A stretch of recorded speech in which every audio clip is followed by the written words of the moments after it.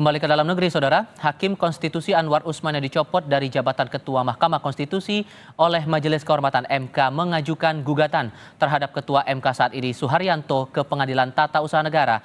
Langkah Anwar menuai pertanyaan dari mantan Hakim Konstitusi karena Anwar hadir dalam rapat permusyawaratan hakim dan menyepakati terpilihnya Soehartoyo.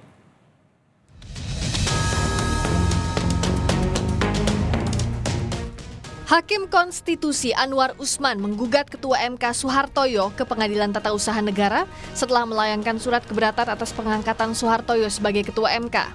Soehartoyo menggantikan Anwar Usman sebagai Ketua MK menyusul putusan Majelis Kehormatan Mahkamah Konstitusi mengenai pelanggaran etik Anwar Usman soal putusan MK batas usia Capres dan Cawapres.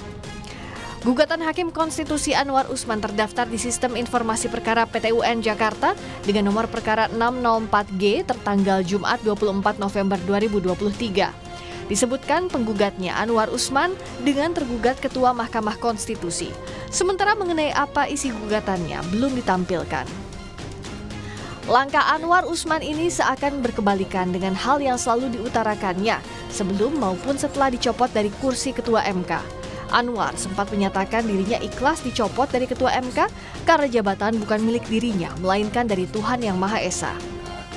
Sejak awal saya sudah mengatakan bahwa jabatan itu adalah milik Allah Subhanahu wa Ta'ala, Tuhan Yang Maha Kuasa.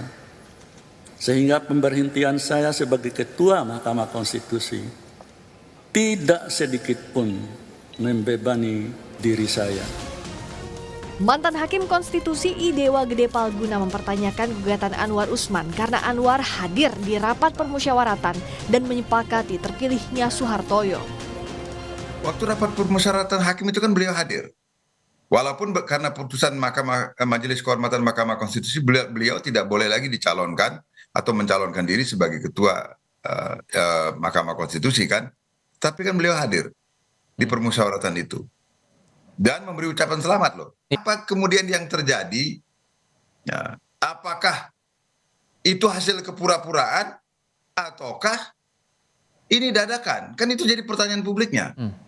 Nah, mengapa sampai kemudian ada timbul keberatan seperti itu?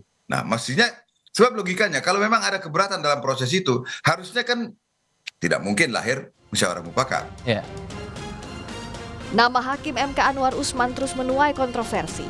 Majelis Kehormatan Mahkamah Konstitusi telah memutus Anwar melakukan pelanggaran etik berat dengan adanya konflik kepentingan dalam memutus perkara soal syarat Capres-Cawapres. Tim Liputan Kompas TV.